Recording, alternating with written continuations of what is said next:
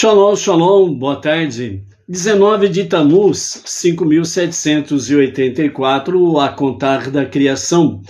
Estamos no dia 25 de julho de 2024, é a Era Comum. Estamos aí em A Tarde com a Torá, trazendo a Parashá da semana.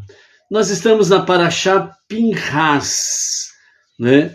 E nós estamos aí na 41ª porção do ciclo 5.784, e dentro do livro Bamidbar, Números no Deserto, nós estamos na 8ª porção.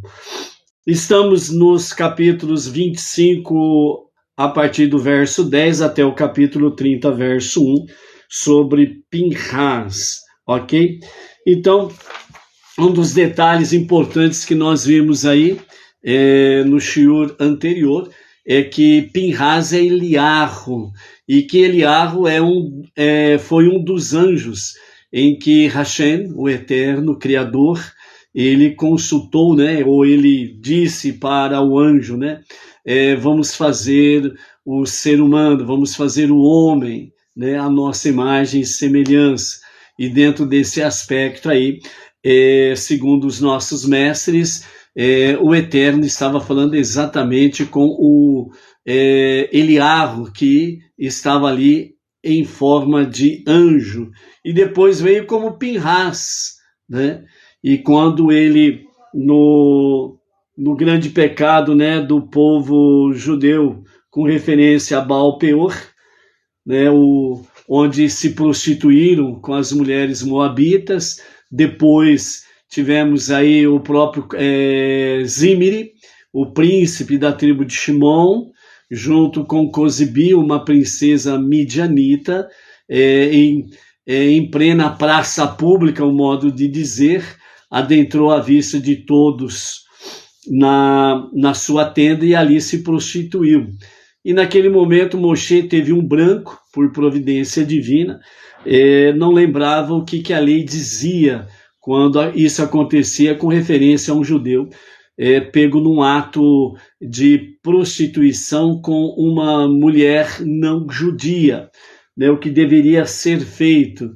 E nesse momento Pinhas, ele lembra exatamente o que deve ser feito, e ele toma posse de uma lança e vai então ao interior da cabana de Zimri e transpassa o casal que estava no ato ilícito, né? Estava ali naquele ato, e ele transpassou os dois na lança e trouxe para fora da cabana, mostrando a todos que, de fato, eles foram pegos, né, por assim dizer, em flagrante, no ato proibido por Hashem, né? Então nós temos essa questão de Pinhas, e através disso daí a praga cessou, e até ali, né, 24 mil morreram, e um pouquinho antes, 88.600, né, juízes do povo, né, cada um matou 2 judeus que se prostituíram com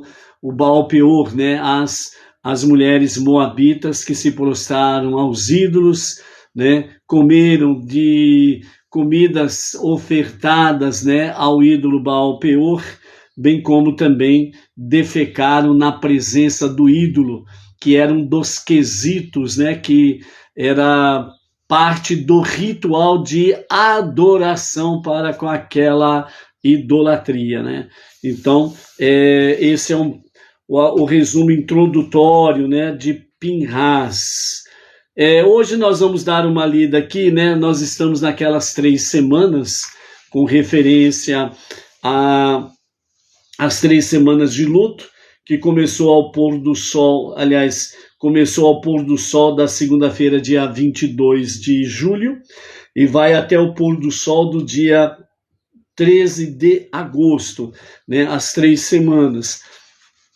E nós comentamos aqui que nós vamos trazer para os amados, dentro destas 3 semanas, fatos concernentes ao luto e às catástrofes que aconteceram nesse período, principalmente com o aspecto da destruição dos 2 templos, né? o Beit HaMikdash lá em Jerusalém, ok? Também nós temos aí aquela questão do segundo Midrash a respeito de 10 mártires, né? Então hoje nós vamos falar alguma coisa mais sobre isso e vamos falar sobre o Rabi Akiva, né? O que aconteceu com o Rabi Akiva dentro dessa questão de ser um mártir, né? Então, o Midrash, né, ele fala sobre os 10 mártires, e no hebraico é dito Aseret Harogei Marhut, ou seja, os 10 mártires. É um Midrash segundo o qual o imperador romano decide matar 10 rabinos no período após a destruição do segundo templo em Jerusalém, no ano 70 da nossa Era Comum. Todos são condenados à morte de uma maneira terrível e espetacular, como a cremação nos rolos da Torá.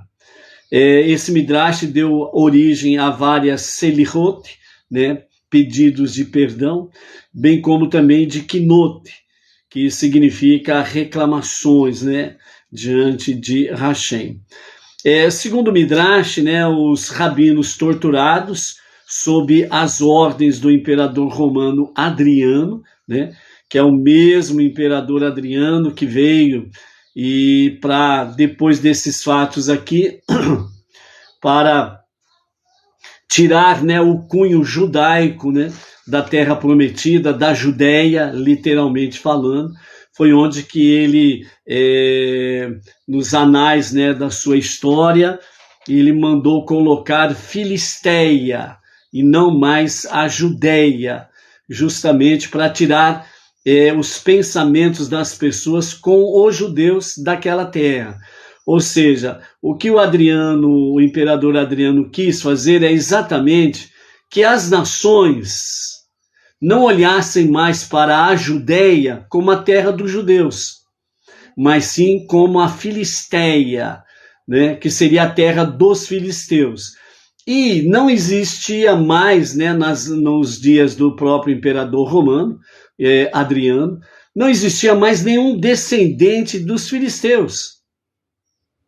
Mas para tirar a mentalidade dos judeus ali na Terra Prometida, na Judéia, ele coloca a Filistia.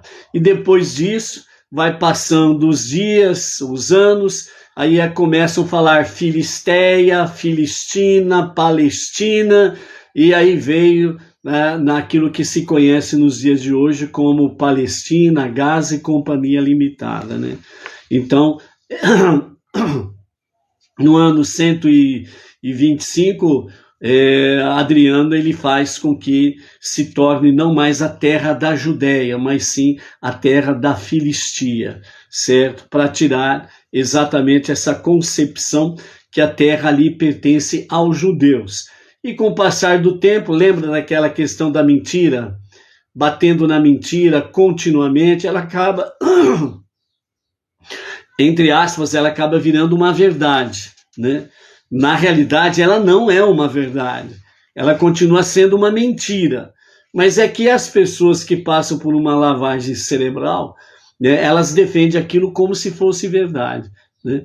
E não sabem nem o porquê estão defendendo aquilo, né? Não sabe nem onde que fica a Palestina, não sabe onde que fica Jerusalém, não sabe onde que fica qual é o país que fica ao sul de Israel, qual é o país que fica ao norte de Israel, não sabe coisa nenhuma, é tudo uma massa de manobra que ficam aí simplesmente falando um monte de baboseiras que não sabem o que é, são coisas sem pé e sem cabeça, né? Por exemplo, você veja bem, uma ignorância tão grande, né, que, por exemplo, o pessoal do LGBTQ, não sei o que mais o que lá, né, eles defendem o Hamas, defendem o Che Guevara. Tanto o Che Guevara matou centenas de homossexuais, bem como também né? Se o pessoal do LGBT for lá na Palestina, né, que é dominado pelo Hamas, o grupo terrorista, né, eles não vão conseguir dar 10 passos que vão ser mortos, porque eles não aceitam essa opção sexual, né?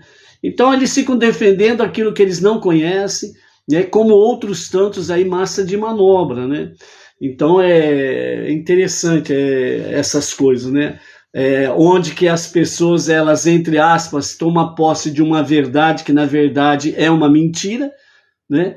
E não, que isso, Che Guevara foi um herói, né? A Palestina livre, né? Sim, nós também concordamos, a Palestina livre, livre dos terroristas, certo? Por exemplo, o pessoal que vive fazendo essas bandeiras aí, sem saber o que estão fazendo, até então, a Palestina, certo?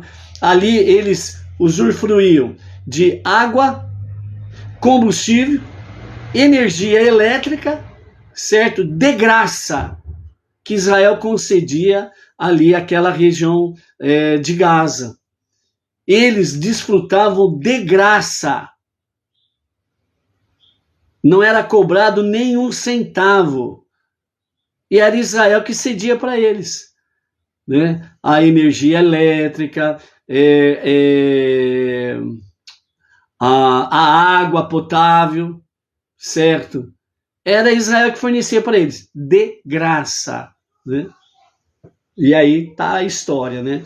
Você cria uma cobra, pega ela de filhotinho, vai criando a cobra, depois ela cresce, né? Se for uma piton ou uma anaconda, ela acaba depois comendo você, e aí você entende o que significa, né? Criou cobra, vai dar zebra, né? A mesma coisa aí, pessoas que criam crocodilo, por exemplo, né? Também chega um momento que o crocodilo, que é uma comidinha mais substancial, ele acaba comendo o dono, né? E aí vai, por aí afora vai. Então são essas coisas aí que as pessoas não compreendem, não procuram conhecer, não estudam, não pesquisam, né? Então, aquele detalhe, uma mente vazia, ela é de fato uma oficina da ociosidade. E aí, quem tiver um pouquinho mais de poder de persuasão, faz das pessoas uma massa de manobra. Pronto, acabou, virou. Por que que o povo judeu, na realidade, nunca foi escravo? Porque as suas mentes e a sua alma, as suas almas, sempre foram livres. Sempre foram livres. E isso nenhum opressor conseguiu. Não foi Nabucodonosor, né? Nabucodonosor, não foi Roma, não foi a Grécia, não foi o Irã, que é a antiga Pérsia, certo? Nenhum conseguiu escravizar verdadeiramente o povo judeu. Por quê? Porque as suas mentes e as suas almas sempre foram livres. Por quê? Por causa de pesquisa e estudo. Então, quem estuda não é escravo de nada e de ninguém. E o imperador Adriano, né, ele fez com que a Judéia não fosse mais reconhecida como a Judéia e passou a ser conhecida como Filisteia, né, ou Filistina. E depois de alguns anos passou a se chamar de Palestina, e por aí afora vai até os dias de hoje, e as pessoas continuam não conhecendo a história, certo? Esse que é o detalhe. Bem como também, né, uma pergunta que fica aqui para quem quiser pesquisar. Qual é a origem dos palestinos? Qual é a origem dos palestinos? Quem foi o primeiro rei dos palestinos? Qual foi a primeira moeda dos palestinos? Cadê a história? Cadê os registros? Pesquise, vê se você encontra. Se você encontrar, manda para nós podermos divulgar também, ok? Baruch Hashem. Então, o imperador romano Adriano, né, fez com que esses 10 rabinos fossem torturados sob as suas ordens, né, enfrentaram um destino para consertar a culpa dos 10 filhos de Jacó, que venderam seu irmão José aos egípcios. Então, o imperador Adriano, que tinha um certo conhecimento da história judaica, ele chama alguns rabinos e diz para ele: qual é a pena daquele que sequestra um dos seus irmãos e vende-o como escravo? A pena é a morte.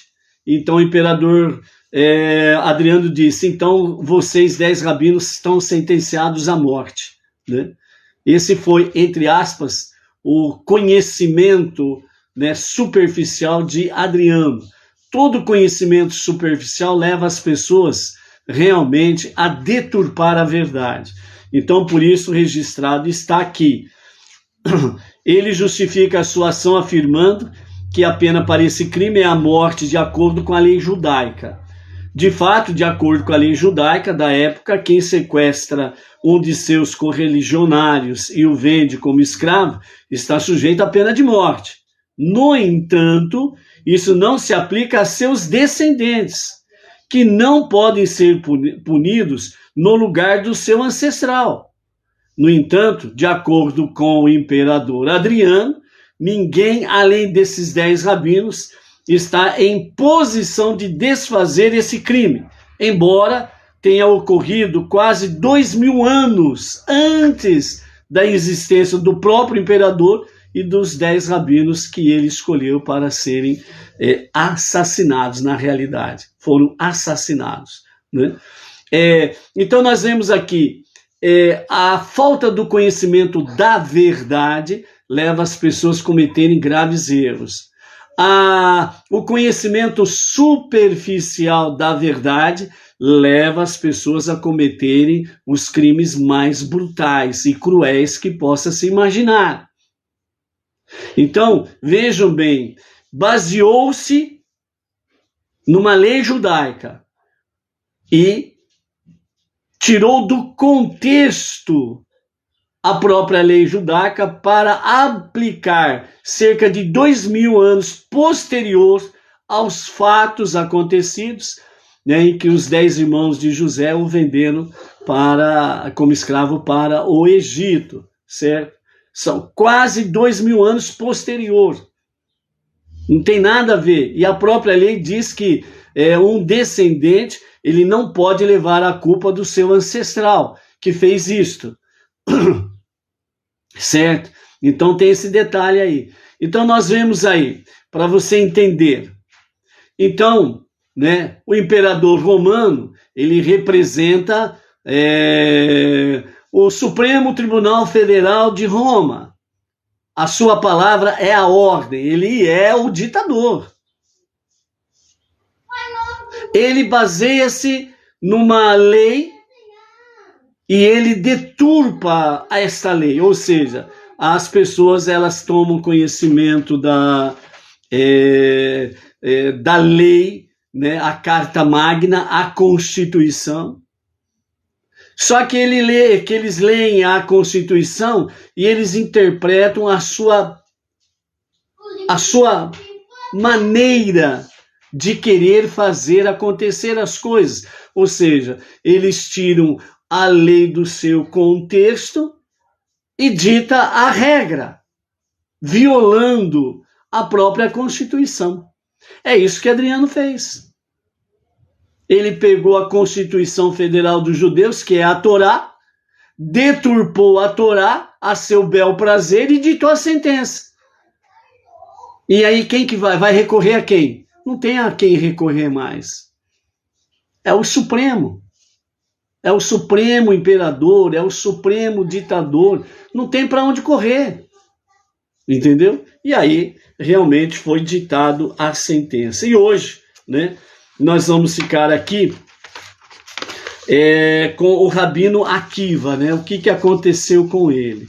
Então, um resumo, né, do Rabi Akiva, né? Ele foi o maior dos Tanaim, né, que significa um dos maiores sábios do povo judeu, que foi quem se aproximou mais do nível de Moshe. de origem humilde e descendente de convertidos, o Rabi Akiva foi um pastor ignorante até os 40 anos de idade, que significa que ele não sabia ler nem escrever. É isso que significa o ignorante aqui, tá? Que não sabia ler e escrever. No entanto, a filha de um rico patrão, né, Rachel, viu seu refinamento de caráter, o potencial para grandeza, e propôs casar-se com ele, se ele desejasse estudar a Torá. Então veja bem que a filha do patrão, onde ele pastoreava lá as ovelhas do pai dela, ela viu nele, né, realmente um refinamento de caráter. Então isso daqui mostra para nós o seguinte: ser pobre não significa que tem que ser criminoso. É uma questão de caráter. Entendeu?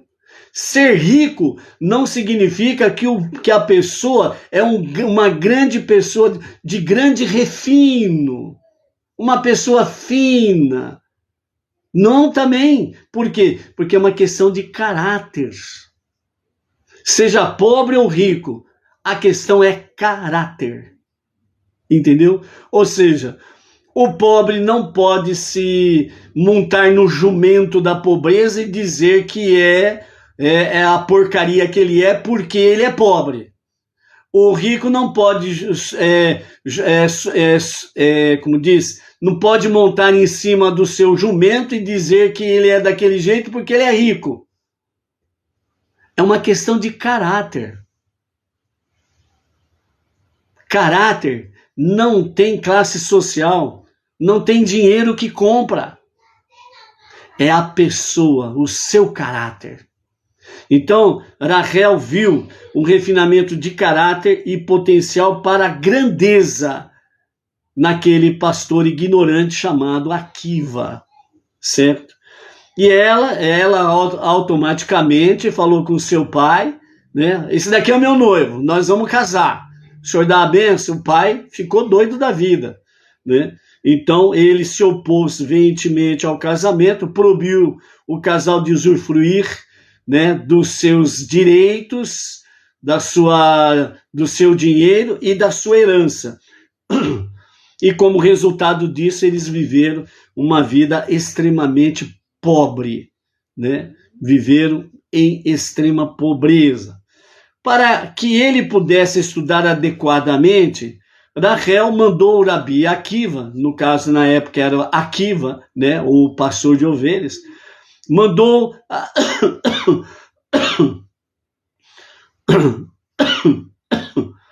desculpa aí, gente. Mandou ele para uma escola de rabinos, né, uma escola de yeshivá, para estudar.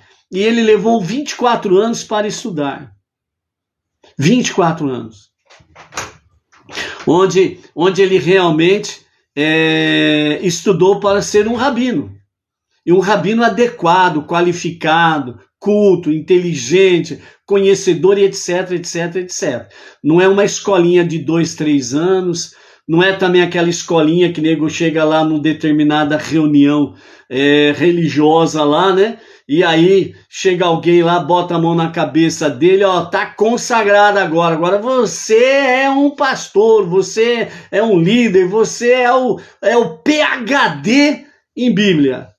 Não é nada disso daí não, é estudar, entendeu? E aí então, depois de 24 anos, ele tornou-se o grande sábio da Torá, né, acompanhado por 24 mil discípulos, né? 24 mil discípulos. Baruch Adonai Eloheinu melech haolam asher hakol abdi baruch.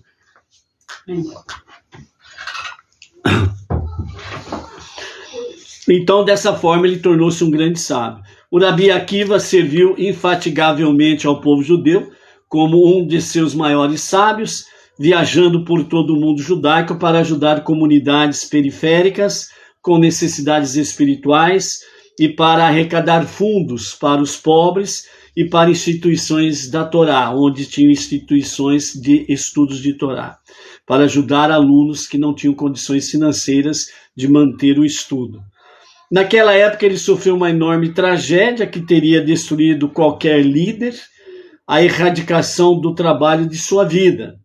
Todos os 24 mil estudantes morreram vítimas de uma praga que Deus os acometeu por não demonstrarem o devido respeito uns pelos outros, a falta do amor fraterno. Né? Levítico 19:18. Amarás o teu próximo como você ama a si mesmo. Então, os 24 mil alunos do Rabi Akiva faltaram com esse amor, com esse respeito um pelos outros. Como esse infortúnio ocorreu durante o período de 7 semanas entre Pesach e Shavuot, é costume que os judeus observem algumas práticas de luto durante esse período. Destemido, o Rabi Akiva ensinou 5 novos alunos que se tornaram o núcleo da liderança da Torá para a próxima geração. Numa famosa história relatada no Talmud, o Rabi Akiva desrespeitou publicamente o decreto romano, né, de Adriano contra o estudo da Torá. Os romanos o prenderam e depois esfolaram-lhe a carne com um pente de ferro, impermeável à dor. Rabi Akiva recitou o Shema, antecipando alegremente a oportunidade de santificar o nome de Deus com a sua vida. E enquanto ele pronunciava o Shema, quando chegou, né, Shema Israel, Hashem Eloheinu, Hashem Echad. Quando ele acabou de falar Echad, que significa a unidade de Deus, então a alma do Rabi Akiva partiu. Embora o seu assassinato tenha sido uma tragédia, o sacrifício do Rabino Akiva serviu de inspiração para inúmeros mártires judeus ao longo dos séculos. Né? Através dos séculos teve mortes de muitos judeus e de muitos rabinos, por aí afora vai. Mas aqueles detentores, né, da história, eles acabaram mudando, né? Em vez de falarem que foram judeus, que foram mártires, né? Eles deram outro nome para esses mártires, aí conhecido na história registrada aí entre aspas, né? Pelos historiadores que viviam sob o domínio romano, né? E tinha que fazer o que eles determinavam, ok? Então nós temos aí a questão do Rabi Akiva, que foi esfolado vivo com um pente de ferro, né? E ele, sabendo que os seus minutos estavam se extinguindo nesta configuração, ele recitou o Shema. E quando ele chegou na parte de Echad, né, então a sua alma deixou o corpo e retornou à sua fonte essencial. Ok? Amanhã, no próximo shiur, né, no Shabbat, nós estaremos falando sobre o Rabino Hanania ben Tradion e o Rabino Yehudá ben Bava, né, o que aconteceu com estes mártires aqui, ok? A história, ela a verdadeira história, ela é contundente, né? Então, é por isso que nós precisamos estar atentos à própria história. Retornando à nossa paraxá da semana, Pinhas, né? Então nós temos aí Pinhas, era o filho de Elazar, o filho de Aharon, o sacerdote, né? Como já foi mencionado anteriormente na paraxá anterior, né? De Balaque, onde nós temos aí no verso 7, no capítulo 25, verso 7, mas Pinhas, o filho de Elazar, o filho de Aharon, o sacerdote. Então Pinhas era neto de Aharon. Porém, nos comentários que Rashi traz para nós, quando Pinhas, né, e o Talmud traz para nós também, quando Pinhas ele matou Zimri, o príncipe da tribo de Shimon, né? A tribo de Shimon era uma tribo muito forte, né? E eles tinham um estupim para dentro, não era um estupim curto, era um estupim para dentro, né? E Shimon, né, foi aquele junto com Levi que acabou com os homens lá de Shechem, pelo sequestro e estupro da sua irmã Diná. Então, só 2 acabou com uma cidade inteira de homens, né? Então, Shimon é uma tribo que tem essa força.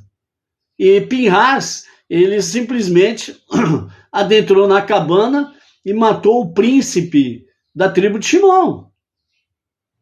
Então, os homens da tribo de Shimon estavam provocando Elazar.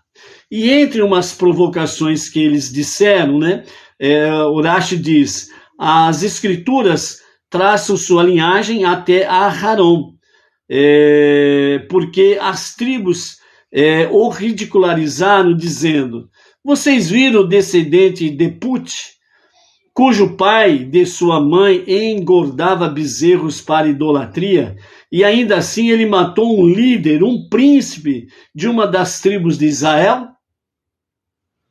Então, Pinhas, aqui o descendente de Put, era outro nome dado para Itró, o Jetro, certo? O sogro de Moshe. E os comentaristas, né, os nossos sábios falam que o próprio Elazar, filho de Aharon, ele tomou uma das mulheres das filhas de Putiel, ou Put, né, que é Itró, e dele nasceu, né, realmente Pinhas. Também uma outra tradução fala Finéias, né, Finéias ou Pinhas, originalmente é Pinhas. E então por isso que os homens da tribo de Shimon estavam assim menosprezando a ação de Pinhas, dizendo que ele era descendente de Put, né, Itró, que engordava bezerros para a idolatria, né?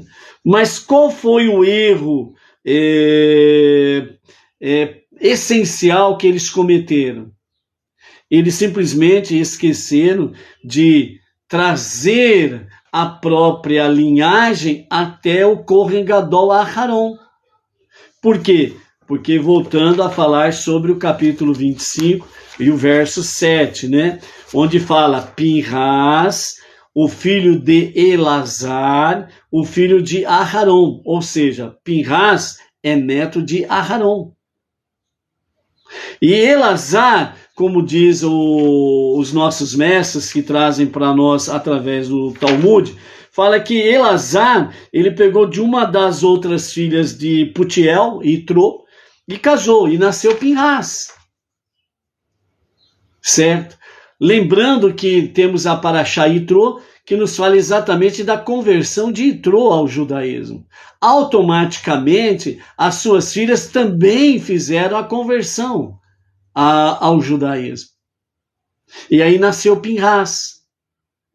Então, o erro deles foi que eles pararam ali, lembrando da vida antiga de Itró, ou Putiel, ou Put, né? Que era feiticeiro, idólatra, e etc, etc, etc. E não trouxeram a sua linhagem até Aharon. Então, dentro desse aspecto, certo, eles estavam preparando uma desculpa para poder atacar e matar Pinhas. Essa que é a questão em si. Era isso que eles queriam fazer. Eles queriam vingar o seu príncipe. Então, por isso que eles trouxeram uma forma depreciativa de Pinhas. Onde já se viu? Esse daqui é neto lá de Put, um adorador, um feiticeiro, um adorador de ídolos, que engordava bezerros para sacrificar aos seus ídolos. Matou um dos nossos príncipes, querendo jogar a opinião pública contra Pinhas. Entendeu? Então essa é a questão onde nós temos que tomar muito cuidado quando você escuta por aí certas, entre aspas, conclusões de pessoas falando sobre um determinado personagem ou algo semelhante, né, para colocar toda a opinião pública contra aquela pessoa, sendo que aquela pessoa ela tem um caráter bom. mas querem assassinar o seu caráter, querem assassinar a sua moral. Então as pessoas do mal vêm exatamente para trazer uma, entre aspas, né, uma conclusão falsa sobre aquela pessoa, para poder justificar, entre aspas, né, o porquê que aquela pessoa deve morrer, deve ser presa, deve ser esculachada, etc, etc, etc. Era isso que eles queriam fazer com Pinhas. Era isso que eles estavam fazendo com Pinhas. Denegrindo o seu caráter, denegrindo a sua imagem, para ter uma justificativa o porquê iriam matá-lo, né? Então, essa é a questão. E por isso, realmente, Deus falou a Moshe e Moshe falou ao povo. Deus disse que Pinhas, ele afastou a ira dele, né? Senão seriam mais do que 24 mil consumidos pela praga, né?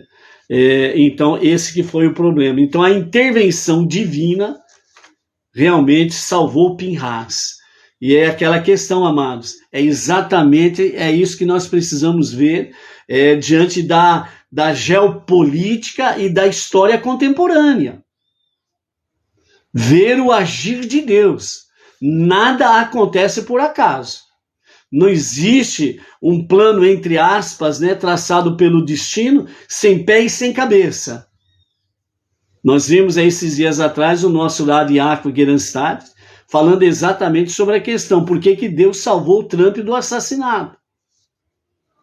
Nós podemos ver a mesma coisa no nosso país, porque Deus salvou um outro personagem de uma morte certa, onde os próprios médicos falaram, foi um milagre. Então não é à toa. Nós precisamos estar cientes da geopolítica, cientes da história contemporânea, para nós vermos o agir de Deus, que sempre é em benefício dos Benei Israel e em benefício dos Benei Noach. Por quê? Porque Deus quer dar segurança, liberdade para os Benei Israel, para os Benei Noach, poderem trabalhar tranquilamente para transformar este mundo para ser a moradia de Hashem. Entendeu? Então, por isso que é importante conhecermos a geopolítica e também, né, a história moderna, né, a história contemporânea. Então, nós temos essa realidade com referência à questão a Pinhas. Mas os nossos mestres trazem algo ainda mais profundo com referência a Pinhas, ok? Então diz assim, as tribos pareciam ter provas convincentes de que os motivos de Pinhas não eram puros, mas elas estavam erradas. Isso nos ensina uma importante lição sempre que estamos tentados a encontrar falhas nos bons atos dos outros e questionar seus motivos. Então, é um alerta para nós. Nunca podemos saber as verdadeiras intenções do outro. Você não conhece o que se passa no coração da pessoa. Você não conhece o que se passa na mente da pessoa. Enquanto a pessoa faz algo bom, ela nunca deve ser degradada ou escarnecida. Mesmo que alguém tenha uma prova sólida, entre aspas, de que ela não é sincera. E em todo caso, mesmo que isso seja verdade, e de fato a pessoa tenha motivos ulteriores, nós somos ensinados a sempre estudar Torá e realizar mitzvot, mesmo que pela razão errada. Visto que estamos nesse caminho, a pessoa finalmente passará a ter motivos puros, segundo o Talmud Pesachim 50b. Né? Então vejam bem, para resumir isso daqui, né? Onde os sábios falam, né? Sempre estudar a Torá e realizar mitzvot, ou seja, obedecer mandamentos, mesmo que a pessoa faça por uma razão errada, mas está de acordo com o mandamento divino, Baruch Hashem, que ela seja abençoada. Por exemplo, uma pessoa que é idólatra, e ela pratica atos de caridade, atos de justiça em benefício do pobre, do destituído ou coisa semelhante. Ela está praticando um ato de caridade, um ato de justiça que vai beneficiar aquela pessoa. Ela está cumprindo um mandamento divino. Não adianta você querer tentar denigrir ou escarnecer aquela pessoa. Ah, porque ela é idólatra, ela não sei o que, não sei o que. A Torá não diz para fazermos isso. E os sábios trazem para nós, no Talmud Pessahim 50b, que não podemos escarnecer ou degradar aquela pessoa. Ela fez algo que está de acordo com os mandamentos, mesmo por razões erradas, ou seja, o princípio dela, a formação religiosa dela não está de acordo com a Torá, mas ela está praticando o mandamento, ela precisa ser abençoada e precisa falar bem daquela pessoa. Você não pode falar mal dela. E se ela continua na idolatria dela, Deus é tão justo que ele faz com que ela aqui, nesse tempo presente, ela possa desfrutar de muitos bens materiais e financeiros, porque ela cumpriu um mandamento divino. Entendeu? Essa é a questão, né? Depois da morte, isso daí é uma questão com Deus, não conosco. Entendeu? É isso daí. Continuando. Uma questão mais profunda aqui de onde vem o desejo de encontrar falha na pessoa que está fazendo algo bom? Em nosso caso, Pinhas, as tribos pareciam ter intenções sagradas. Elas estavam preocupadas que Pinhas havia diminuído a honra de Moshe ao tomar a lei em suas próprias mãos, segundo os comentários do nosso Rebbe em Torat Menachem. Da mesma forma, uma pessoa pode imaginar que ela tem baixa tolerância pelas más intenções dos outros, porque ela própria é humilde e assim ela acha ofensivo o orgulho dos outros. Na verdade, entretanto, o inverso parece ser o caso. O fato de a pessoa criticar os bons atos do outro é provavelmente porque o crítico, ele próprio, é orgulhoso e não gosta da ideia de que alguém mais realizou algo que ele não fez. É claro, ele não admitirá isso, mesmo para si próprio, porque o seu orgulho o torna preguiçoso. E reconhecer que outra pessoa conseguiu algo torna mais desconfortável e dessa forma ele permanece mais preguiçoso, porque ele não teve iniciativa. Então, quando você vê alguém criticando uma outra pessoa, porque essa outra pessoa fez isso e mais aquilo, sai fora dessa pessoa. Essa pessoa é uma preguiçosa, é uma pessoa ociosa, é uma mente vazia, uma oficina do mal. E ela vai contaminar você, para que você também tenha raiva daquela pessoa, para que você não olhe com bons olhos para aquela pessoa. Então, Lashon Hará, língua maldita, não dê ouvidos, ok? Assim, sua arrogância leva-o a degradar os bons atos dos outros, de modo que eles não firam seu orgulho ou o inspirem a ser uma pessoa melhor, o que requeriria esforço. Mas como ele é preguiçoso, ele gosta de preguiça, ele é ocioso, ele não quer botar a mão na massa. É muito trabalhoso ajudar os outros. É muito trabalhoso você amar o próximo assim como você ama a si mesmo. É muito trabalhoso. Você vai ter que desprender-se de si mesmo para poder amar o próximo. Você vai ter que desprender-se de bens financeiros ou materiais para ajudar o próximo. E o preguiçoso, ele não quer isso. É melhor criticar, difamar, escarnecer, etc. E quanto mais ele puder arrebanhar ao seu redor para falar mal daquela pessoa que fez algo bom, para ele é melhor, porque o orgulho dele fica forte. Aí, ó, tá vendo? Ó, quantas pessoas que estão ouvindo eu falar mal daquela pessoa, eu criticar aquela pessoa, e assim sucessivamente, entendeu? Então, cuidado com estas ciladas do mal.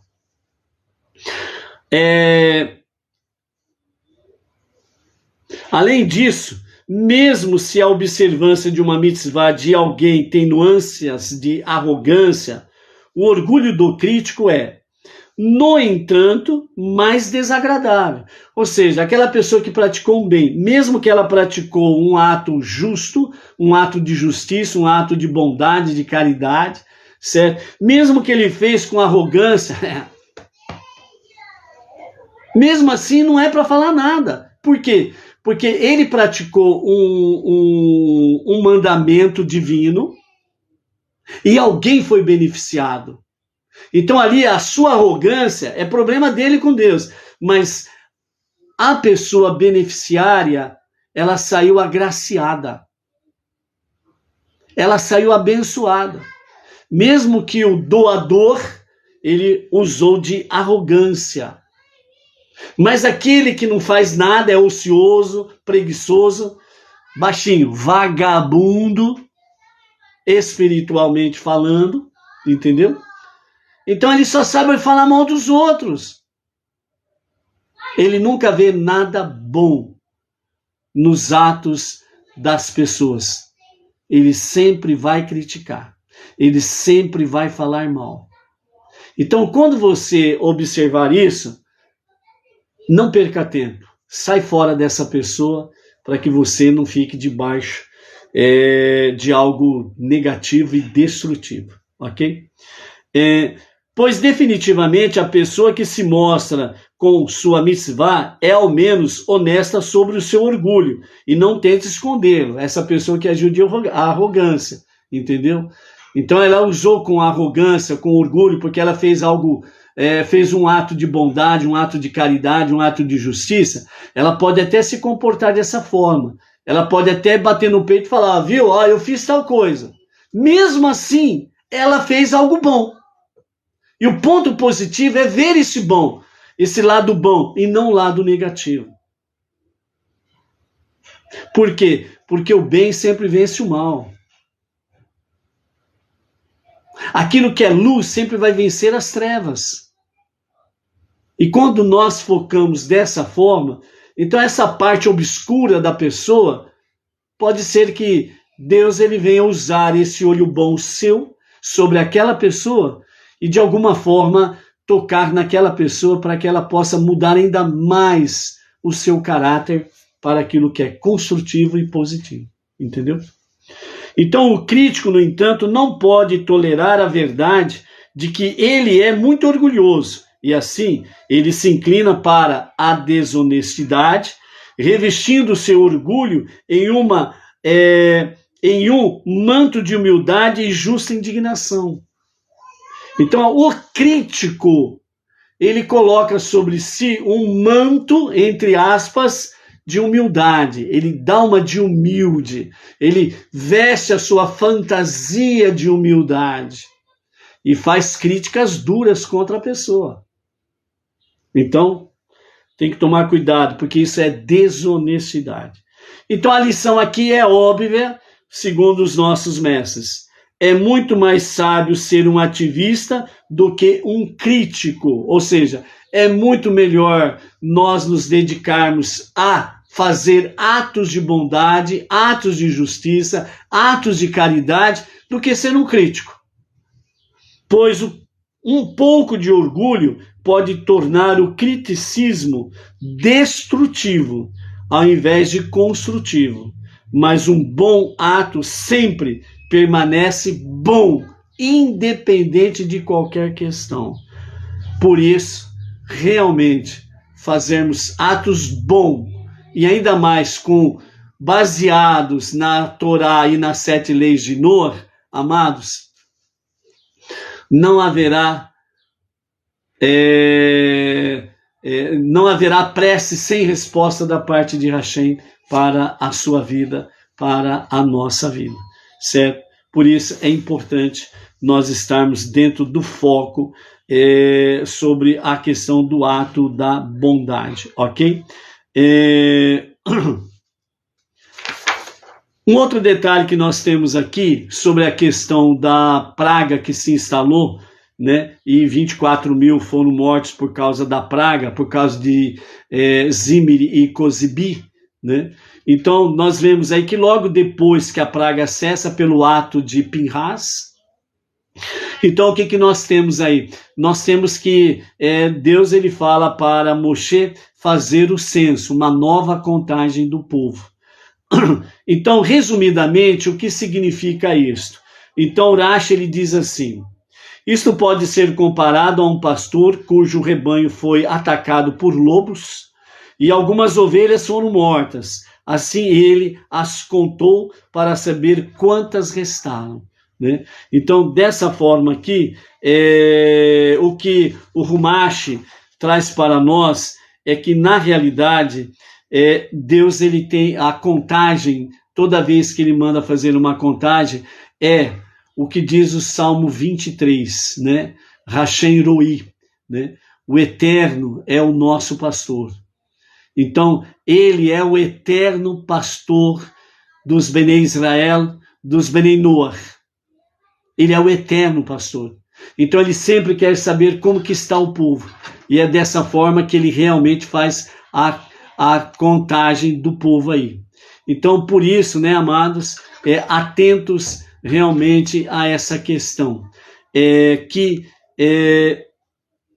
Não podemos olhar da forma negativa a morte dos 24 mil e daqueles outros 177.600, se não me falha a memória. Deixa eu ver aqui onde anotei, né? Naquela contagem onde que fala, né? 177.200 por causa dos 88.600 juízes que mataram cada um 2 judeus devido ao pecado em Baal Peor, e depois 24 mil morreram por causa de Zimri e Cosibi, certo? E aí, então, 177.200 mais 24 mil, foi um total de 201.200 pessoas, ou homens judeus que morreram em toda essa questão. A praga de Baal Peor, né, aliás, os juízes, né, da questão da idolatria, Baal Peor, e Zimri e Cosibi, 24 mil, até que Pinhas tomou a atitude que tinha que ser tomada. Então, dentro desse aspecto aí, Pinhas, ele faz a justiça, tem as mortes, Deus manda fazer a contagem, né? E dentro dessa contagem aí, nós temos aí alguns detalhes interessantes, né? Um novo censo. Entre eles, nós temos os filhos de Korah, né? Os filhos de Korah que não morreram quando a terra abriu a sua boca e foi engolido, né? Korah, Datan e Aviram, todas as suas famílias e todos os seus bens foram engolidos pela terra. Segundo o Talmud, o Midrash traz para nós que, de fato, os filhos de Korah, quando eles realmente viram a terra abrir a sua boca e engolir a todos, eles tiveram realmente, naquele momento, um pensamento e um sentimento real e sincero de Teshuvá, certo? E dentro da Teshuvá, ali eles se arrependeram realmente, como que se fala? Eles se arrependeram realmente do erro que eles tinham somado junto com o pai deles, né? Korah, na sua rebelião contra Moisés, Arão, né? E contra Deus. Dessa forma aí, eles se arrependeram desses fatores aí. De acordo com isso daí, o que nós temos? Nós temos, de fato,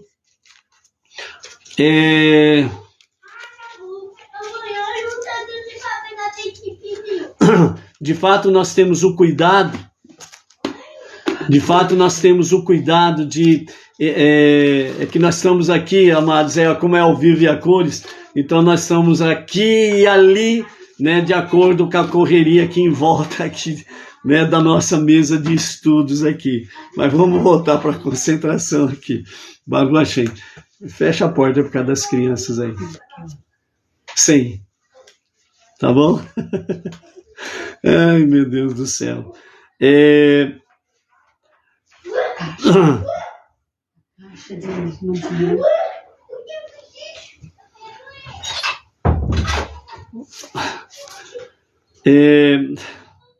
Meu Deus. Então, Rashi, ele comenta da seguinte forma, amados. Eles foram os primeiros a se envolverem na conspiração, mas durante a disputa, eles tiveram pensamentos de Techuvá em seus corações. Assim, uma área protegida e elevada foi separada para eles no Gehinnom, né? O purgatório subterrâneo, e eles ficaram lá, né? Até que encerrou completamente a geração do deserto, aqueles 600 mil homens que saíram do Egito, né?